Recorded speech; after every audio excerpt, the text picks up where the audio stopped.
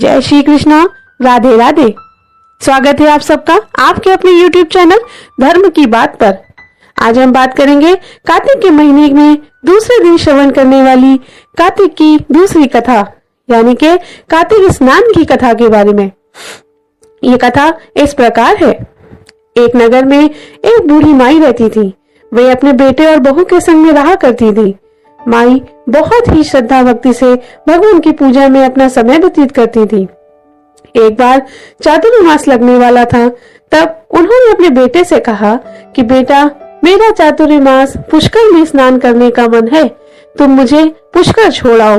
और अपनी बहू से कहा कि बेटी, मुझे पुष्कर में चातुर्मास व्रत रखते समय फलाहार खाने के लिए कुछ फलाहार सामान बना दो। उसके लिए बहू ने अपने पति से बहुत सारा सामान मंगवाया, मगर सास के लिए सिर्फ कुछ सूखे पापड़ बनाए और उन्हें खुली जमीन पर ही सुखा दिया। इससे वे पापड़ बहुत किरकिरे हो गए और खाने योग्य भी न रहे। फिर भी बहू ने उन्हें बांधकर ही अपनी सास के साथ भेज दिया। बेटा अपनी माँ को पुष्कर में छोड़ने के लिए गया। वहां पर गंगा किनारे एक छोटी झोपड़ी बना दी और अपनी माँ के रहने की व्यवस्था कर दी। फिर अपनी माँ की आज्ञा के अनुसार वह बेटा वापस आ गया। बूढ़ी माई चारों महीने मन लगाकर भगवान की पूजा और आराधना करने लगी। सुबह जल्दी उठती, गंगा स्नान करती, तुलसी पूजा, पथवारी माता पूजा, सभी पूजा अर्चना करती, भगवान के भजन कीर्तन करती और सत्संग सेवा में लगी रहती।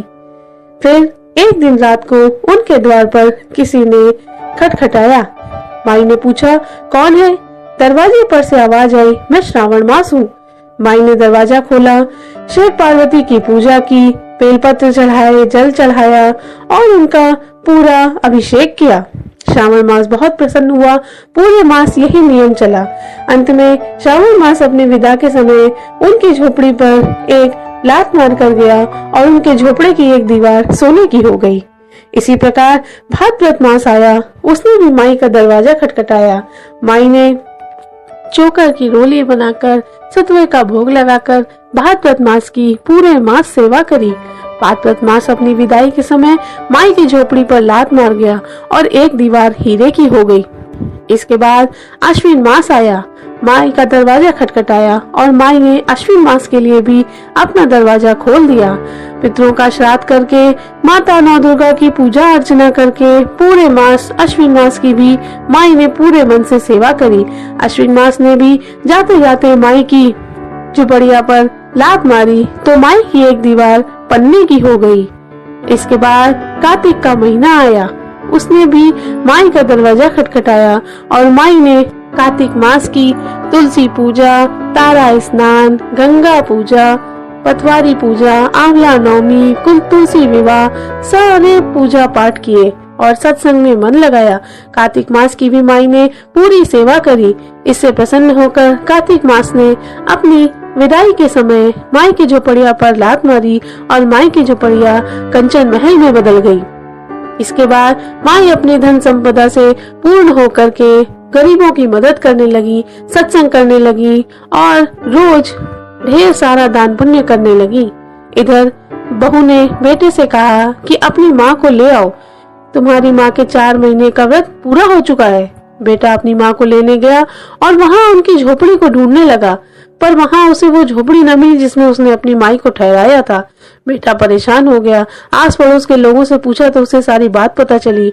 वो दौड़ता दौड़ता महल के पास माई के पास गया और बोला, माई, तुम तो धन्य हो, भगवान ने तुम्हें कितना सारा धन धान्य ऐश्वर्य दिया है। माई ने कहा, बेटा, ये सब कुछ मेरा नहीं, तुम लोगों का भी है। इसे सब ले चलो, हम अपने घर में चलकर सबकी सेवा करेंगे। बेटा अपनी माँ को लेकर सारे सामान के साथ वापस आ गया। जब बहू ने देखा कि उसकी सास को इतनी सारे धन संपदा और ऐश्वर्य मिला है तो उसके मन में लालच जाग उठा। उसने सोचा कि अगले वर्ष मैं भी अपनी माँ को चातुर्मास में पुष्कर स्नान के लिए भेजूंगी। बनाते बनाते पूरे 1 साल के बाद चातुर्मास का महीना आरंभ होने आया। उसने अपने पति से कहा कि जाओ मेरी माँ को ले आओ और उन्हें पुष्कर ले जाने की तैयारी करो। बहू की माँ के लिए बहू ने ढेर सारा फलाहार बनाया, खूब बक्से भर भर कर सामान रखा ताकि उसकी माँ को कोई खाने पीने की कमी न हो। उधर बेटा अपनी सास को लेकर आया और बहू से सारा सामान लेकर उन्हें पुष्कर लेकर जाने को चल दिया। माँ को विदा करके बहू बड़ी प्रसन्न हुई। सोचा अब तो मेरी माँ भी माला माल होकर आएगी। इधर जमाई अपनी सास को पुष्कर में ठीक वैसे ही छोड़कर आया जैसे अपनी माँ को छोड़ा था। एक छोटी सी झोपड़ी बना दी, माँ के रहने का सारा सामान रख दिया और अपनी माँ से विदा लेकर के चला आया। इधर उसकी सास दिन भर पड़ी पड़ी खाती रहती, दिन भर सोती रहती, ना भगवान की पूजा करती, ना अर्चना करती, ना ही किसी को दान देती। ऐसे ही श्रावण मास एक रात उसके दरवाजे पर आया। उसने दरवाजा खटखटाया पर उसने दरवाजा न खोला। इसी प्रकार 4 मास आए और बेरंग ही लौट गए।